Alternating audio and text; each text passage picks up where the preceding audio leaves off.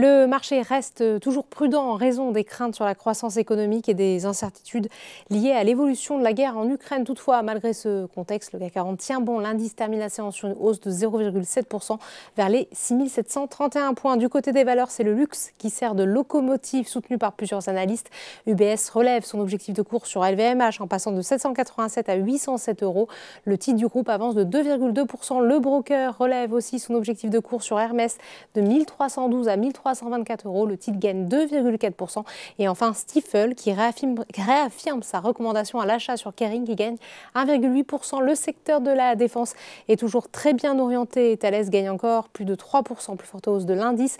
Le titre a pris plus de 50% depuis le début de l'année. Dans l'actualité, Sanofi avance de 1,3% alors que la FDA, l'autorité sanitaire américaine, a accepté d'accorder un examen prioritaire à son médicament, le Dupixent. À l'inverse, les valeurs cycliques comme les banques et assurances sont en repli.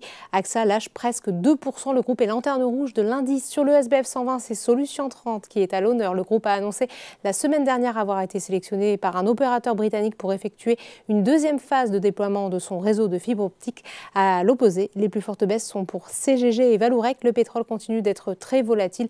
Le Brent s'échange ce soir à 107 $ le baril, le WTI à 103 $. Outre-Atlantique, la bourse de New York a démarré dans le vert. Elle reste toutefois attentive à cette inversion de la courbe des taux sur les 2 ans et 10 ans qui est perçue comme un ralentissement de la croissance, voire une récession. À noter aussi cette envolée de Twitter de plus de 20% après l'annonce de la prise de participation d'environ 10% d'Elon Musk dans le réseau social.